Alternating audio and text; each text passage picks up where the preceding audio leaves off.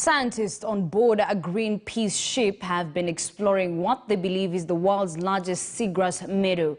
It's potentially a crucial tool in the battle against climate change. Take a look. Beneath the waves in a remote corner of the Indian Ocean is the top of a mountain.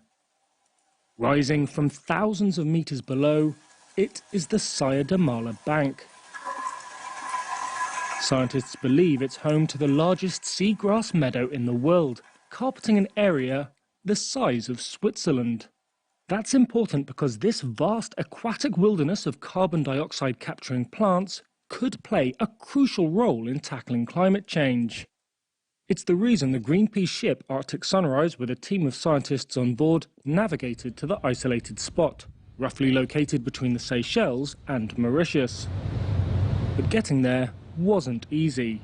The waters are relatively uncharted, and the wildly varying depths create, as University of Exeter ecology lecturer Dr. Kirsten Thompson describes it, a strange place. And if you imagine it's kind of like a towering bank that comes out of the seabed, and the seafloor around it is thousands and thousands of meters deep. So as those currents hit the edges of the bank, there's some very confused swell. Once above the plateau, researchers got to work. Seagrass leaves found floating in the water were collected for analysis, as well as samples from the seabed to identify some of the thousands of species thought to thrive in the Seagrass ecosystem. Crew member Alessandro Montanari was the first to get in the water.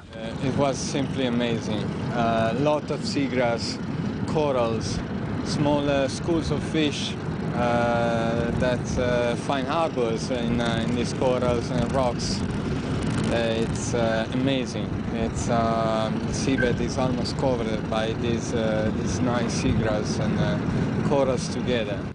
A remotely operated underwater vehicle was also deployed to record rare footage from deeper parts of the bank.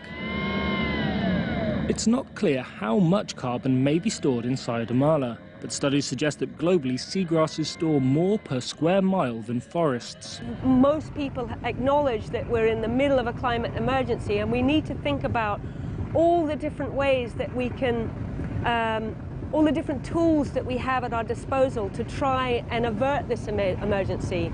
And protecting these areas is one way of making sure that we're not making the climate emergency worse, but also we have that ability and that valuable ecosystem in the future for future generations. Seagrasses are thought to cover more than 100,000 square miles globally, but estimates are hazy due to patchy data, according to the United Nations Environment Programme. The UNEP also warns that the equivalent of a soccer field of seagrass is lost every 30 minutes due to human activity.